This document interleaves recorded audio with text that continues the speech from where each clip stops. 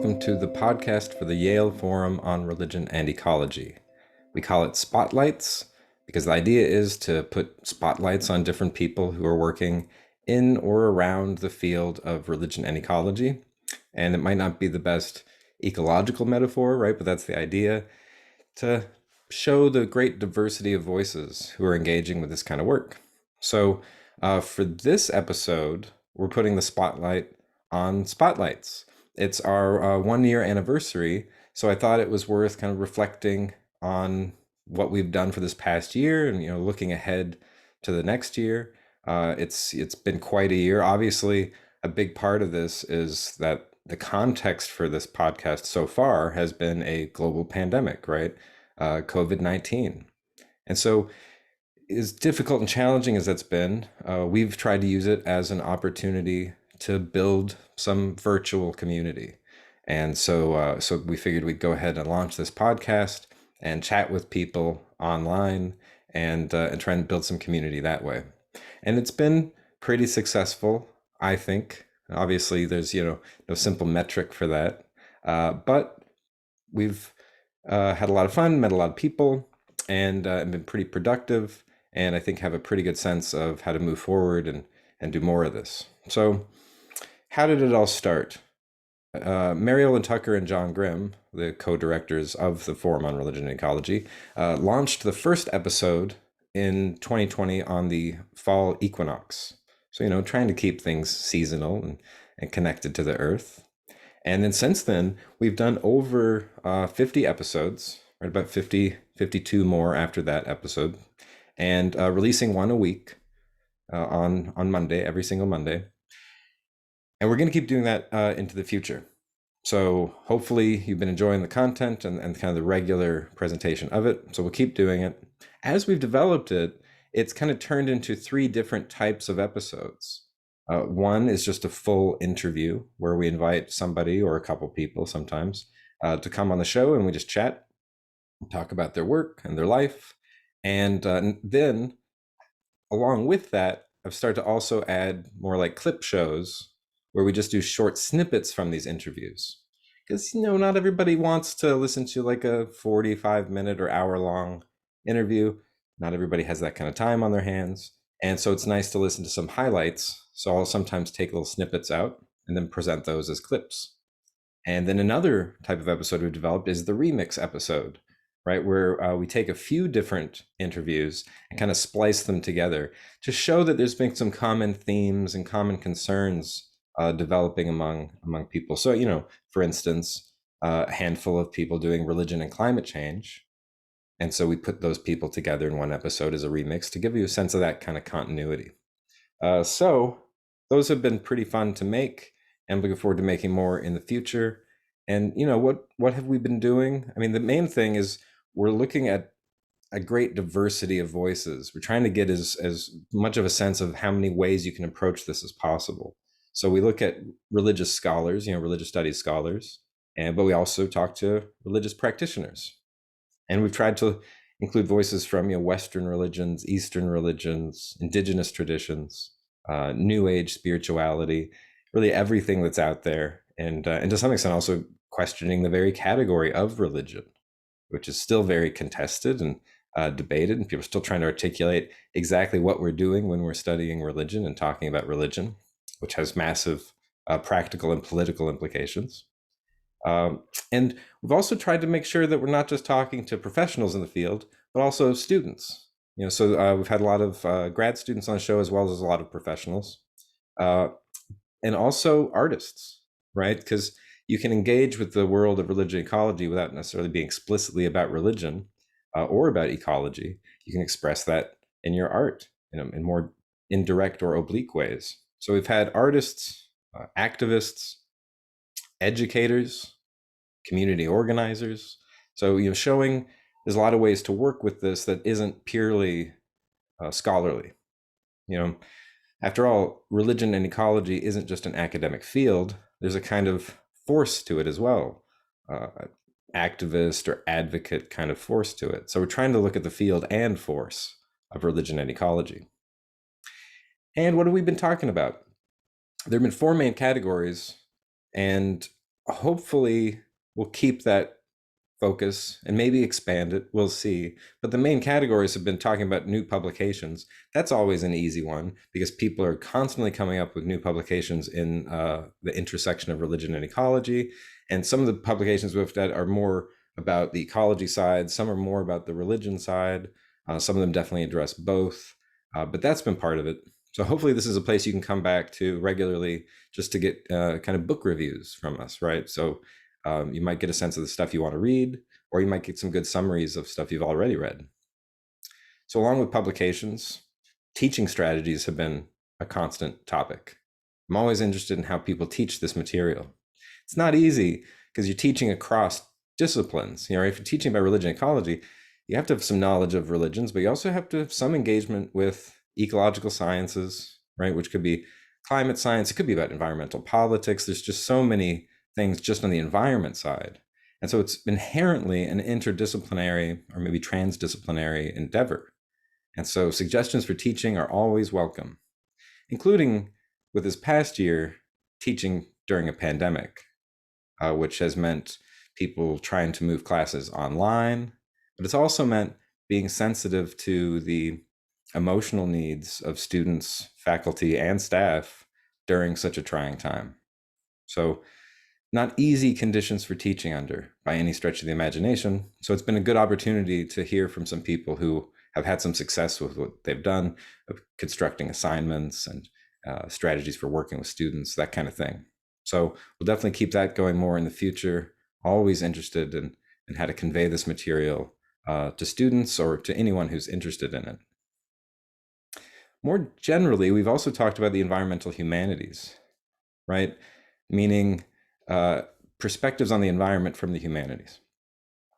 A lot of times when people think of environmental issues, they immediately think science, technology, policy, economics, and those are all important and necessary and essential.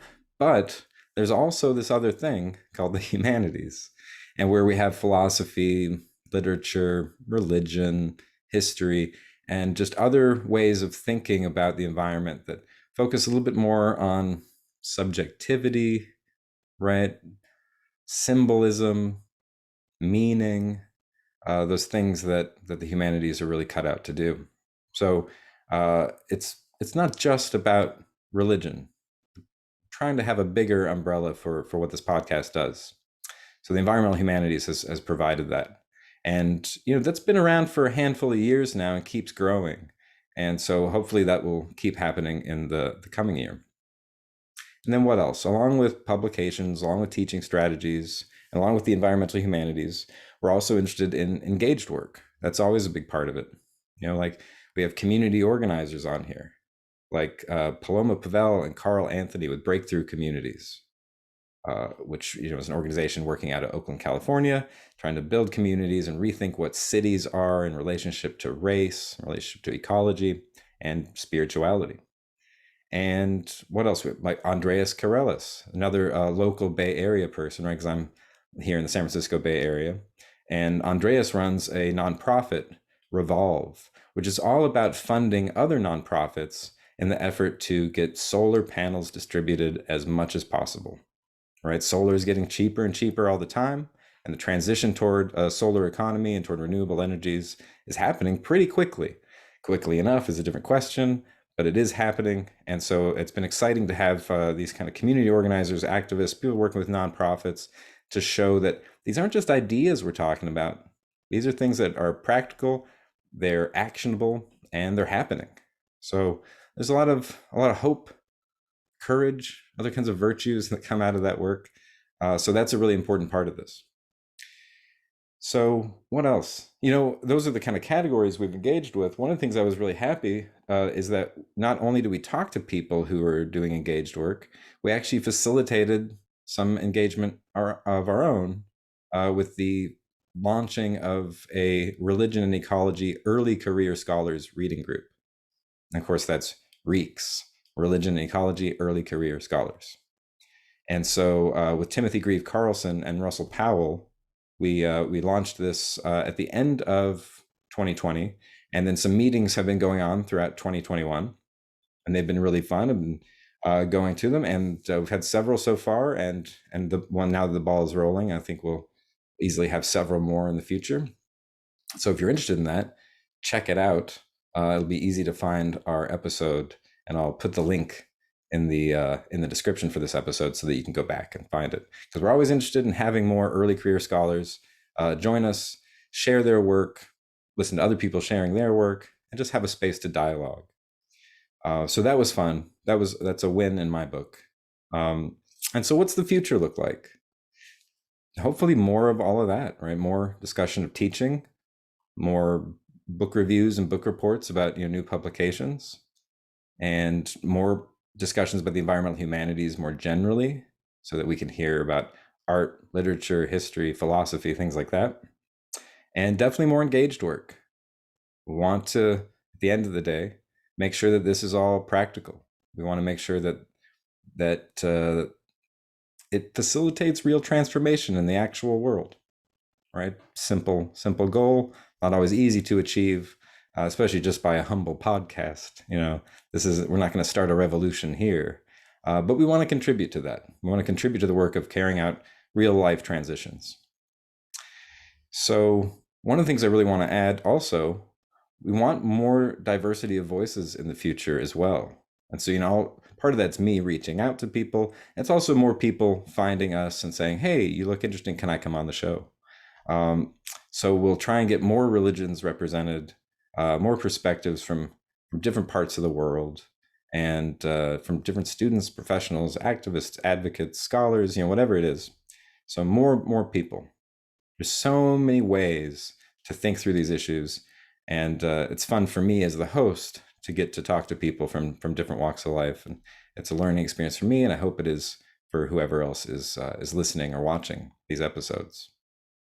So more collaborations hopefully are coming our way. And if you see anything that you want to see on the show, or know anything, have any ideas or suggestions, feel free to shoot them my way. Because you never know. It could be something simple like, oh, you should have this person on the show because they're really good and they have a new book out that maybe I haven't heard of. So tell me, hey, invite this person. Or maybe you yourself want to be on the show. And maybe I don't know you, and so I haven't thought of inviting you. Or maybe I do know you, but still have forgotten because I'm not the best at scheduling and interviews. And so if for any reason you think that you'd like to be a guest on the show, reach out. I'd be happy to have you, most likely. And so feel free to reach out with suggestions. Feel free to reach out with invitations. We're here to connect. That's pretty much the idea. This isn't any final word on religion and ecology. It's really about building out connections. And so we want to do that more in the future. And we've done that pretty well in this last year. And knowing that, this has happened in the context of a global pandemic, hopefully as things settle down or become more chaotic, that we'll still be able to keep this going, and so that we can keep building community and keep providing some information and inspiration, some hope and a sense of courage. So I don't know. It's not the most exciting birthday episode for the podcast, but I thought it was worth doing one just to kind of mark the transition. So to do that also, I'm going to go ahead and call this season 2. Otherwise, we're going to start having episodes that are like episode 150, and that's just a little unwieldy. So we're going to start going back to like 2.1.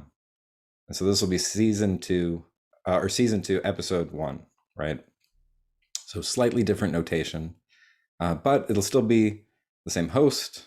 I might change backgrounds again. I've tried a few different things out along the way, and maybe a different microphone. Little things might change, but the overall structure will be the same. And again, happy to hear any suggestions for improving the show or finding different voices to bring onto the show. So I don't have any balloons or streamers or cake or anything like that.